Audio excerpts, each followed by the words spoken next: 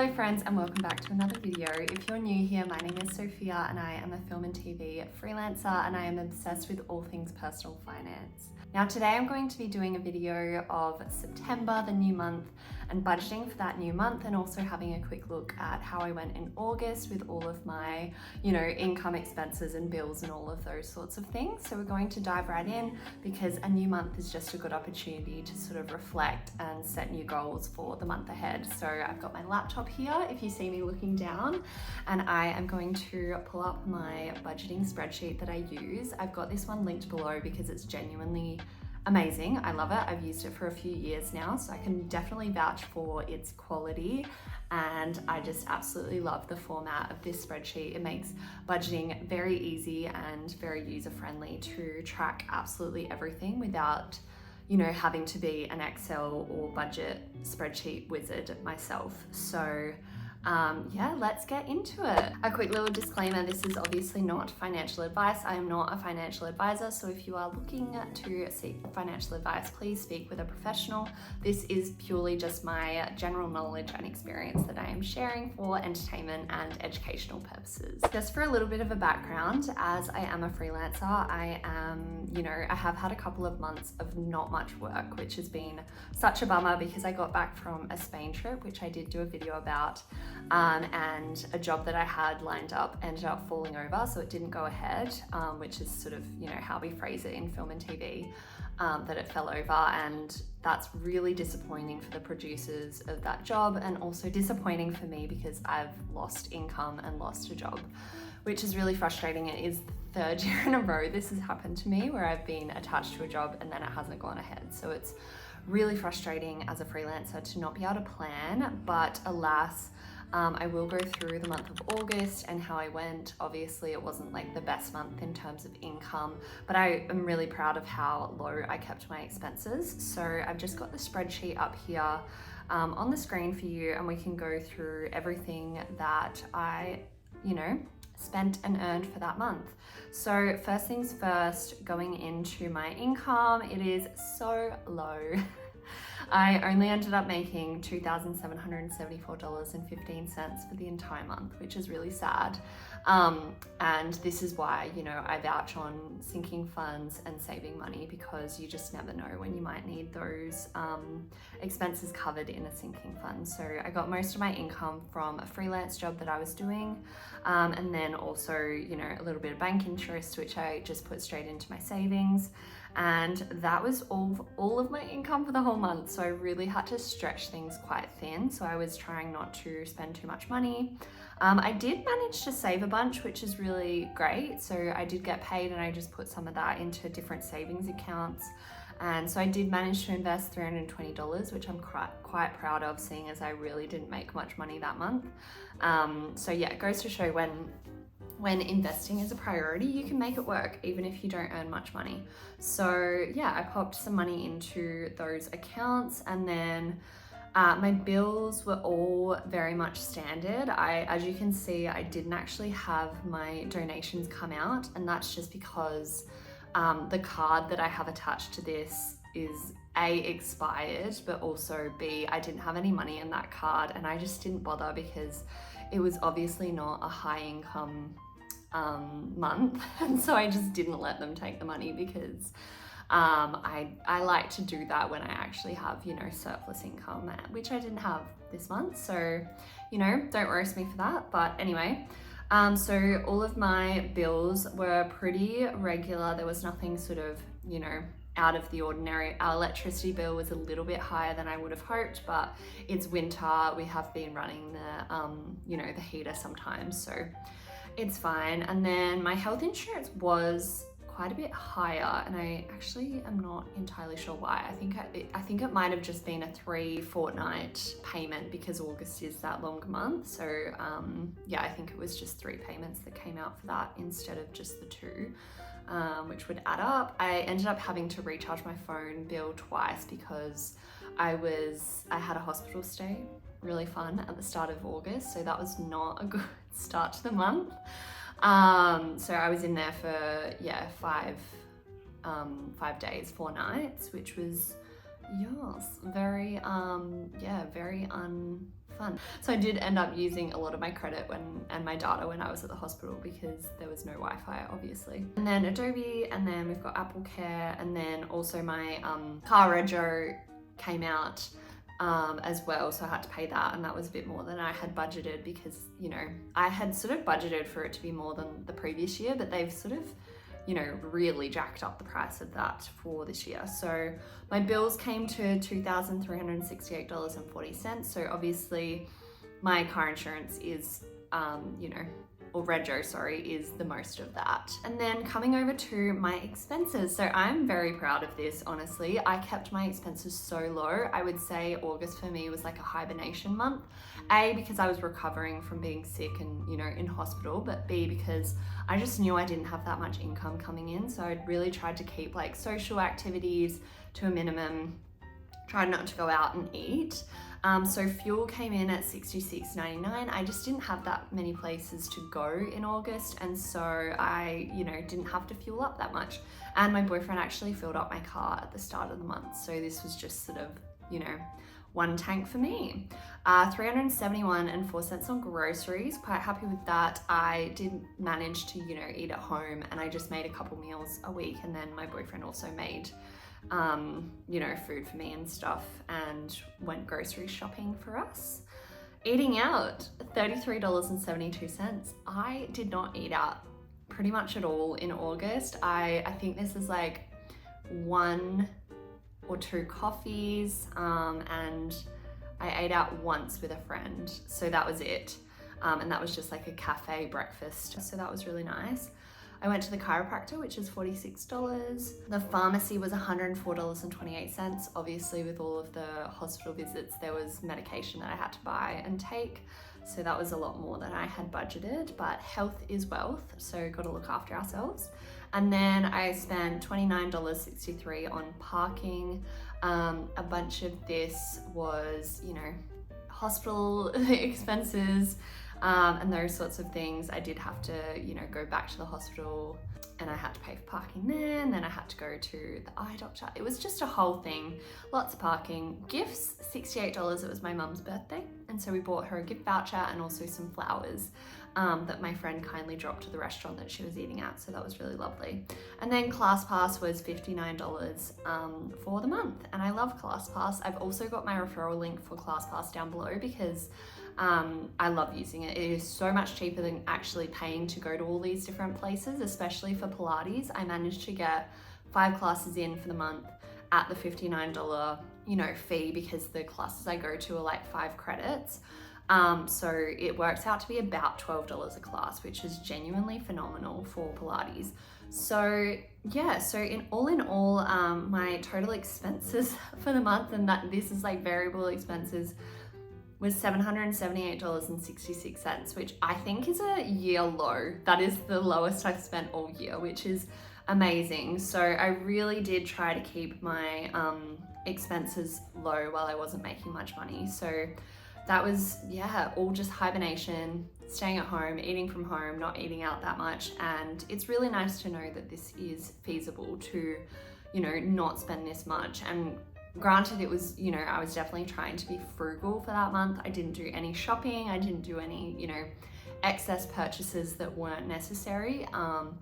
And it felt good. It felt good to not spend that much money for the month and not have, like, you know, transaction after transaction on my card that I have to log into my spreadsheet. So that was really good. So I will pause it here, and we're going to go into September. So the month of September, I am currently elsewhere. I am down working at Cinefest Film Festival for the week, which is, you know, lots of fun, get to be down here, but it will incur some costs for me. And so I've got my spreadsheet up on the screen, and you can sort of see that it is quite empty at the moment in terms of expenses. And so we will go through and populate what I'm going to, you know, predict for the month ahead. It is currently the 2nd of September. And so I have popped in my predictions for some income for the month. So again, pretty low income month unless something else pops up that I'll jump onto, you know, in the break between work. So I'm still, again, trying to keep my expenses to a minimum, I think, for this month, because yeah, again, just freelance life, not having that job, you know, pull through did impact my budget quite a bit. So I am expecting some freelance work to come through about $720, I think. That should get paid this month, hopefully. And then bank interest, dividends, I obviously don't have them come straight into my account. They're just reinvested, but I do like to track this. And then some other freelance work. I am still doing some work for this company, so that's great. And then Cinefest, I have already received August's payment for the month.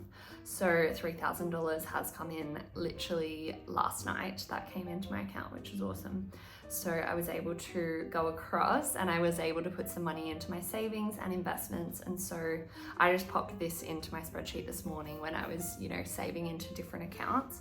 And so I think for general saving, I'll probably just keep these at what I've already done for the month, because there just isn't as much money coming in to, work with. And so I'll just go in and, make them what I've already put in for now, because I don't have, any huge goals. Actually, I am missing something. Let me just go in.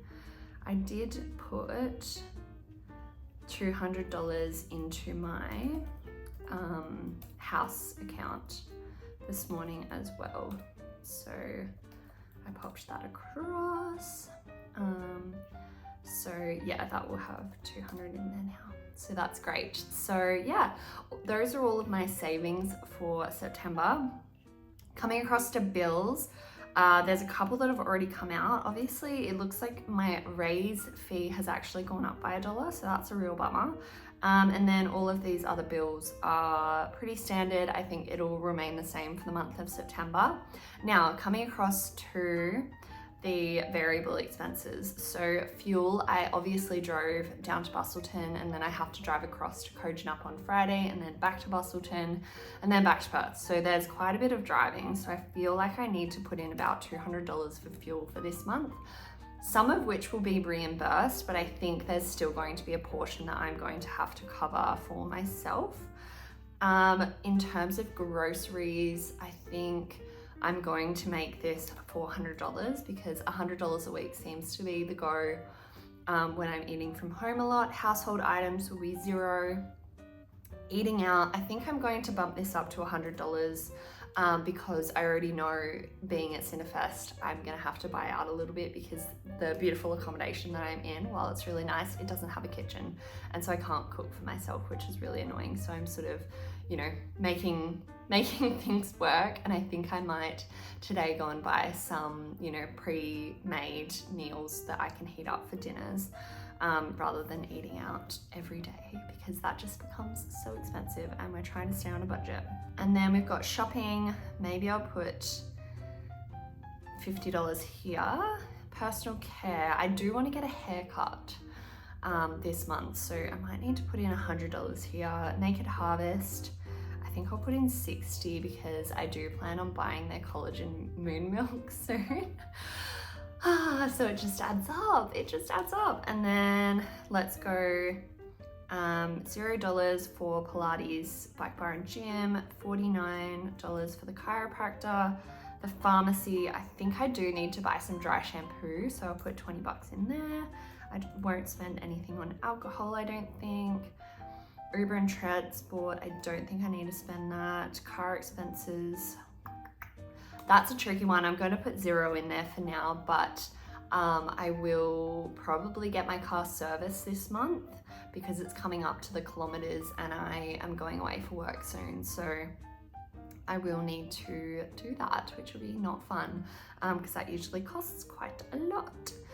Parking, let's just put in $10. Gifts, travel and accom, nothing. Gifts, I think $50, because it's Father's Day next weekend, so that's really fun. Don't need to go to the dentist, don't need to buy any books. Donations, probably no donations outside of the ones I already have in my bills.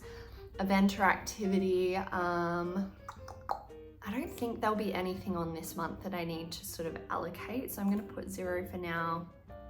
Financial, I have a feeling I will have to pay my accountant this month. Anyway, I will have to probably pay for her fee for when she does my tax return and stuff, but I'm just gonna add that in if that happens this month, because it might not be able to happen this month. She's booked and busy, that's for sure. Class pass, $59. I will pay for that because I have time at home. So I'm gonna be going to Pilates, doing my thing. Miscellaneous and office supplies, $0. So I should be at around 1,100 for expenses. Hopefully I can, keep it a bit below that, because it was really nice in August to not have too many expenses. But that's how we're looking for the month. So I should have, some surplus to play with potentially, but we'll see how it goes. Some things always pop up. If I end up doing my car service, I do have a car sinking fund that I can pull from for that.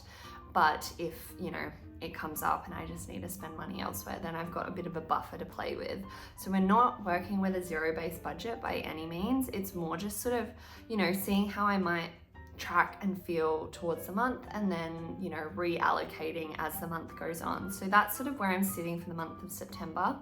I have some sort of goals for the month that I want to work towards. I definitely want to continue making videos, putting these out there, because I find that really fun. Hopefully hit 500 subscribers. That's a really fun and vain goal that I have, because that could be awesome. And then I also would love to continue with my 10K steps a day, try hit that at least, and then also continue trying to clear my skin. It's been really frustrating since coming off birth control to clear my skin. It's been the bane of my existence, but I'm using Pure U, this supplement. So we'll see how that goes. It's sort of a long haul commitment. And then also, what else do I have in my goals for the month? I think I would love to try and invest, $500 if I can make it happen. I'd also love, to lock in some extra work for the end of the month. I have some things in the pipeline that, it should happen, but I just would love to, get the contract, sign that, and hopefully be on a job for, the foreseeable future, because if I lock in a job for the end of September, I'm going to be fully booked with work until July next year. So we're gonna be okay. Things are gonna get better, and that's why I really try not to, stress too much about budgeting and saving and all of it, because in this industry it fluctuates so much. And so I just really try to prioritize when I am on a job, pumping up my savings and investments while I have the income, and making sure that I'm, being really diligent with all of those savings goals that I do have while I have the money coming in, so that in times like this, these past couple months when I haven't really had much income, it's not, eating away at my soul of, not hitting certain goals, because I have managed to hit quite a few goals already for the year, and I'm still on track to reach my investing goal of $20,000 for the year.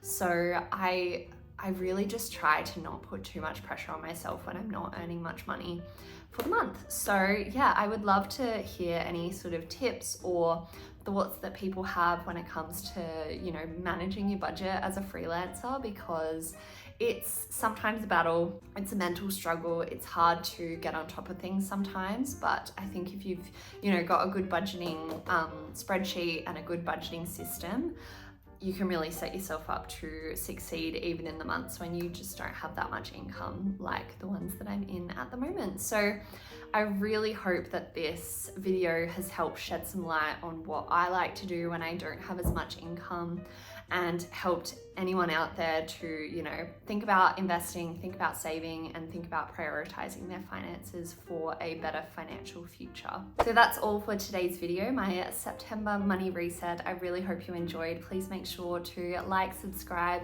and leave a comment if you enjoyed this video, or if you found any sort of tips and tricks helpful for budgeting for the month. And I will see you in my next video. Bye.